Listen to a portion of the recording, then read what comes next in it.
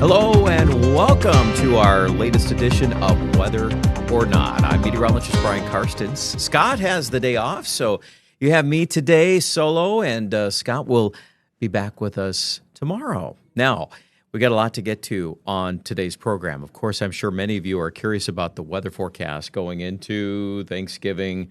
Boy, we keep getting a lot of feedback on what's the weather going to do. Well, we're here to maybe add a little more clarity to that subject. But first things first, we're going to get to today's forecast, and it looks like right now, fair weather for the most part. Our biggest challenge is cloud cover. Yesterday, boy, those clouds, they held tough over Sioux Falls and our southeastern areas, and that's all it takes. You get locked in with low stratus, warm air advection over top of that, so that push of warm air, that lid keeps all that low-level moisture trapped. And as a result, about a 10-degree, at least 10-degree difference between Mitchell and Sioux Falls yesterday. It was 55 there at Mitchell. Now today, we do have a cold front that's moved through, so northwest wind. So Mitchell actually will be cooler than yesterday. Sioux Falls could flip-flop, and maybe we end up a degree or two warmer. We'll just watch these temperatures again holding in the 40s. Not a lot of difference, West River versus East. Even Rapid City today, likely here in the low 50s. Let's see if we get some fog out there tonight in the far south. That's another trend we're following. I think we've got a pretty good chance of at least dipping into the low 30s, even some 20s for tomorrow morning. And then during the day tomorrow, as long as we can work on some sunshine, we've got some good opportunities for 50s in western South Dakota. Even Sioux Falls, a chance of low 50s tomorrow. And then the weekend. We cannot forget this. I know we're going to talk about Thanksgiving coming up, but the weekend, be wise with your time. Take this as an opportunity to, you've had a list of things to do. Maybe you've worked on that. Maybe you got a few more things you'd like to get done before the weather potentially changes. And, not to say in December it's all doom and gloom, but, it's looking more likely we're going to have more of a rhythm of colder weather. Certainly then that starts a conversation about snow chances as well. So this weekend, pretty tame, pretty nice. So you can handle those 50s. How about we get a bonus day on Sunday? That looks pretty good. Double nickels at 3 p.m. in Sioux Falls. I just like the looks of that map. Looks like a great weekend. We'll see about Monday. That's the next thing to watch. We've got some rain coming up from the southwest. Notice I said rain, not snow. That is not in the forecast at this point in time, but certainly we'll keep an eye on those things here as we head into the forecast. Well, coming up in our next segment, we are going to talk about, Thanksgiving week. We've got a lot to unpack before Thanksgiving, during Thanksgiving, and after getting into the weekend. Oh boy, that's a whole nother subject. A lot to get to. All next. Stay with us.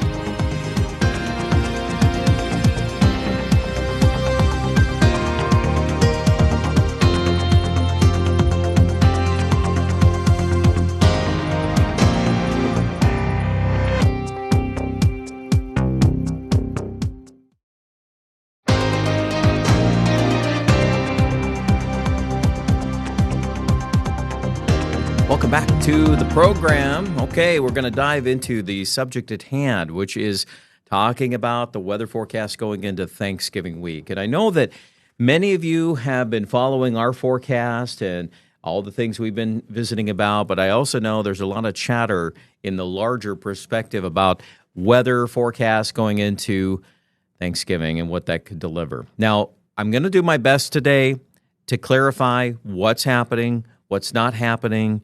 There's also a conversation about the possibilities that exist after Thanksgiving. So let's walk through this chronologically. That's my first way to kind of keep this straight. So we're going to start with Sunday of the upcoming week, okay? So this is November 23rd. We're looking ahead. We've got a storm system, another one to our south, and you can see the rain with it across Arizona, New Mexico. Look how that system comes up into the Midwest and the Central Plains here by Monday. So at this time, we feel it would be prudent to put some rain chances in the forecast for Monday. This could continue a little bit into Tuesday, but what's important to recognize is that this system is originating from the southwest. It has no Arctic air to connect with yet. Okay. Now, I use the word yet because there is Arctic air north of us that eventually starts to work in. But to start things off, that's how we feel here about the forecast. And we'll get to the rest of this here in a second. Let's dial into some temperatures now. So this is the forecast for Monday. We are going a high in the low 50s in Sioux Falls. Obviously, if we get a little more steady rain, maybe we cool that a little bit. But again, it's pretty mild. There's no question about that when you look at the average temperatures for this part of November. We're falling through the 40s now, low 40s this time of year in Sioux Falls. So we're doing pretty good there. Now, this next map is going to show us Tuesday. Okay, now, first of all, we're noticing the temperature decline, right? We're going from 50s to 40s and possibly 30s. This is one other interpretation of this. I've got several data points that I can show, but I settled on this map. I like the way that this is looking. It's latching on to 20s in North Dakota. There are some things going on in North Dakota on Tuesday that I do not want to miss and then have to pick up pieces later, okay? So here's what's going on. I wanted to bring up a special look at the AI version of the European model. So when you see a map like this, you're noticing green, that is precipitation. On our functionality, on our weather machine at Kelo, we don't ingest the rain versus snow map yet. AI technology is still coming out, and so we're pretty privileged to have what we have as far as data points that we can show. But I was able to overlay the 32-degree, what we call the isotherm. So that's a line that everything along that is equal to 32 degrees. So you can see how that kind of snakes up into North Dakota on Tuesday morning. So anything north of that line is going to be presumably snow, okay? So you can see east of the line, south of the line, Sioux Falls, Minneapolis. Presuming this pattern continues Tuesday morning, we would still be warm enough for some leftover showers. But through the day on Tuesday, what'll be interesting to watch is the progression of this low-pressure center in southern Canada and scooting right near the North Dakota border. In fact, the low itself, late Tuesday, if this projection holds, would be near Inner National Falls, Minnesota. So you could presume you've got kind of a wraparound component coming down the Red River Valley. That could be some wind-blown snow. That would be Tuesday. It is possible that the forecast could kind of steer that direction. Doesn't mean we're there yet. We got a few days to see what actually happens, but it wouldn't hurt to start watching the weather if you're traveling north of KELOLAND, northeast, going up into northern Minnesota, even as early as Tuesday of next week. There could certainly be the potential there for some more active weather. One thing I believe to be true, and I'm beginning to see this difference from yesterday, that this system will be the catalyst that'll push the first cold front south. So once we start talking temperatures like Wednesday, now we're down in the 20s and 30s. We're still sticking with, at least as of the time of this show here, a high of 36 in Sioux Falls on Wednesday. We have low 30s in Aberdeen, but I'm telling you, there is some room to reduce those temperatures a little bit. Obviously, if it does snow on Tuesday in the Red River Valley and up into northern Minnesota, that's going to refrigerate that air even more and give it a little more momentum as it pushes south. So it's trending colder. We feel pretty comfortable with that. These temperatures are not outlandish for this time of the year. This is still, look at the calendar. I mean, we're now getting into late November. We should have highs in the 20s and 30s from time to time. So anybody that's calling this out as some major, huge news story, I think, yes, it is a story, but it's also within the realm of normal weather. And Wednesday, I know that's a big travel day. So we pick up that story again, northern Minnesota. Look at our 32-degree line on Wednesday morning. And that would put precipitation in Minneapolis and to Duluth, possibly as snow. We would tend to float that 32-degree line north of Sioux Falls on Wednesday, so that fits our forecast. How about Thanksgiving? So this forecast, again, is a work in progress, but it's kind of an early bird, no pun intended, early bird look at the weather for Thanksgiving. And 20s and 30s. I feel pretty comfortable. We'll probably land in that range. So let's think of it this way. It's going to be at least 10 degrees below normal, possibly colder, but that's a pretty chilly Thanksgiving. The key here, though, is that it still looks like it's going to be dry on Thanksgiving. So if you're like our family, we got a lot of family move or traveling, from out of state, but traveling on Thanksgiving. And regionally speaking, right now, that looks to be a little better forecast. So some good news there. I know it's colder. The question now is what's going to happen after that as we get closer to the weekend. Yeah, Black Friday into all of that. So, as promised, chronologically, we're going to take you through that. I've got a few more interesting maps straight ahead. You're watching Whether or Not, and we will be right back.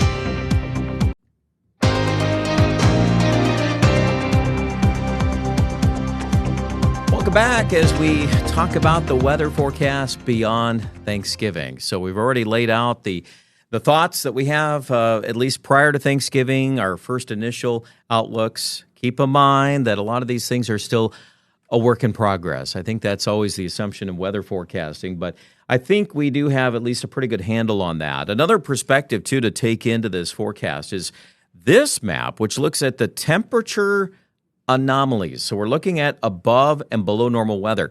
I always like to clarify this, too, because it can look a little deceiving when you see all those orange and red colors in Canada, and you think, well, they're plenty warm. Well, relative to their average temperature, yes, they're above normal, but they're still obviously a lot colder than southern Texas. And even though the colors look the same, that's the difference here. What I like to communicate on this map is when we start talking about Arctic air, we're going to start to notice the color changes. And when we get into right before Thanksgiving is when this map starts to soften up a little bit. We're noticing the yellows and even the white or the neutral colors progressing into the blues. The blue begins to expand. This gets us into Saturday, Sunday. Now, remember, the other thing about this particular product, okay, this is something behind the scenes that we don't always mention on television. This product is generated by the raw, deterministic version of the European model. So it's not an ensemble average. And what can happen here is when you kick this out, 5 days out, 7 days out, 10 days out, it tends to get more erratic. You're going to see fluctuations. Like this is an interesting depiction this morning. So you've got a plot here for Sunday, the 30th of November. And do you notice something going on here? You've got reds and oranges in Kansas, but you've got purple just about to the Montana border. And so what we have here is a temperature clash zone, okay? Above normal versus below normal. That means we got a tighter gradient of temperatures. And for what it's worth, it bleeds that colder air south into early December. But one takeaway from this model run is the delay. Definitely some of these features are slower. And this is classic. We'll see these break-offs of cold. I see this so often in the wintertime. And even around this time of year, this is not the first time we've been through this song and dance. We'll see the first front come through, then it'll retreat, then the weather will get its act together, and then another one will come south. And so that's what you need to remember as you start watching these forecasts is this little bobbling up and down on temperatures. A lot of the times, too, the jet stream pattern will follow and is actually dictated by what's going on at the surface. So we can start our conversation with that big low down in the southwest. That's the weather maker coming up here on Monday. So that gets absorbed into the flow. There it goes. Notice that big circulation up there north of Minnesota, right on the border there with Canada. That's the one that is going to push that first installment of cold air south.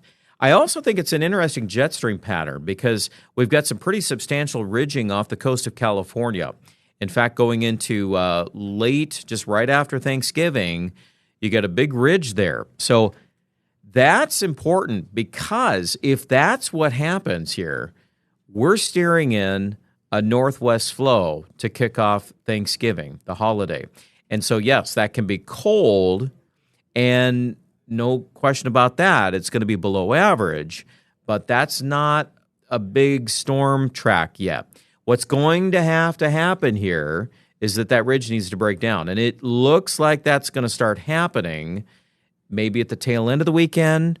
A lot of uncertainty on timelines, and timing is everything, right? If it's during the holiday weekend, that's a big deal. If it kicks out into the first few days of December, that's another question. That would be something else I would say is worth your time to watch. But it tends to kind of reload these troughs in the west as we lay down the foundation for colder weather. Even if we're near normal, at this point, I would say we will struggle once we get this first front to come through to even recover back into what we've had lately, the 40s and 50s. I just don't see that happening. Here's another way to look at it. This is the now we're going back to the AI version of the European models. So I like its idea of handling some pretty cold air on Black Friday. We could wake up the temperatures in the teens. That's not at all far-fetched. Northwest wind, maybe we end up cutting these highs and lows a little bit going into Black Friday. But notice how the modeling is trying to retreat to the north in response to the low coming out of the Intermountain West. Now, I wish I had all the details. I don't. I'm not even going to I'm not going to tell you that at this point. I'm here to just inform you what I know. And so we do feel strongly that there's Arctic air involved with this. I think it merits watching any low pressure development out in the Intermountain Rockies. But anything beyond that, as far as an exact storm track, is just too early to call. And then, all the other particulars just really dictate that. So I put this little banner up. Storm track follows temperature clash zone. Okay?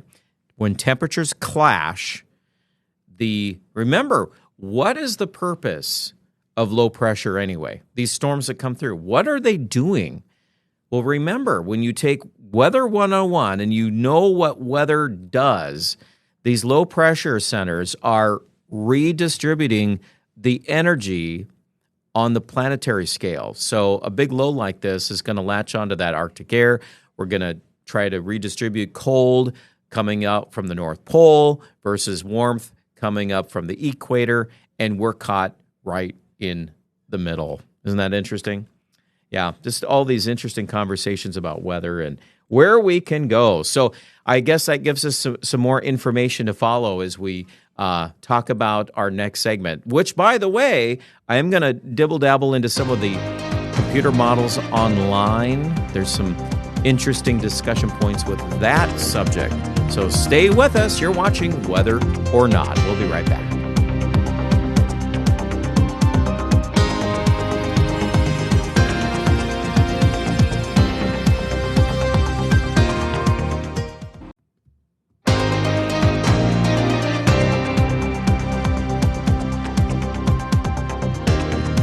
All right, welcome back. Our last segment here in the program, and we're going to talk about a little more about this discussion on the weather near Thanksgiving or after. I like to share some of these interesting perspectives on kind of what we're looking at behind the scenes a little bit. It's interesting to see that. So this is, again, a map showing us above and below average temperatures from the AI version of the European models. So I'm not able to show that on our other graphics computer, but I can pull it up here. So this is interesting. As you see, the weather going into the early part of the week is still very mild. Look at this. Sunday, you're asking yourself, well, where is all this cold air? I don't see that. And you're right. There isn't any. But that's Sunday. That's the beginning of the week. We've got Monday. Oh, Monday looking still pretty good. Temperatures are, remember, in the 50s. But here we go, right there. Tuesday, Wednesday. Now look at that. That's your first front. Notice how far south this is going. Where's the blue line? All the way to Texas, isn't it? So I think you've got pretty good evidence that that's a decent front. It's going to pull us below normal. There's Thanksgiving right there. How much of the country's below average? Well, probably the northern plains, and then all the way through the Great Lakes and even the Mid-South there. It looks pretty chilly relative to average. Now, all of the rest of this going out to Saturday and Sunday, look at your temperature clash zone. What does that look like? Well, isn't it interesting that that's a northwest to southeast orientation, isn't it? So could we get a hybrid clipper type system? Possibly. A ribbon of snow that would run from northwest to southeast. That's a possibility. It's not a shoo-in that we're going to get some big Colorado low here. We could. That's not off the table, but also this is not necessarily just screaming at us that that's the case. And certainly the troughing east into the Great Lakes lends me to believe that we're more of a hybrid Clipper type wave here or something out of the northwest. But again, how it develops into the weekend, that remains to be seen. This is a little bit more interesting right there. Do you notice that cold that dips into Texas and Kansas there? That would be toward the end of the weekend.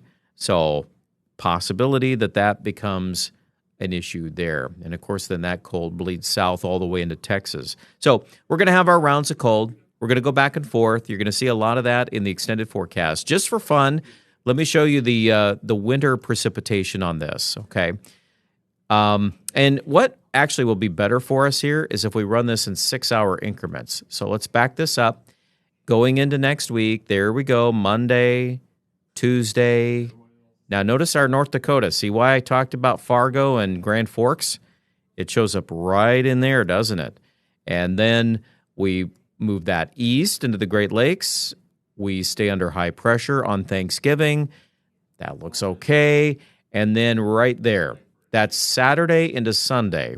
See, that's one potential scenario there that would spill some snow into the northern plains.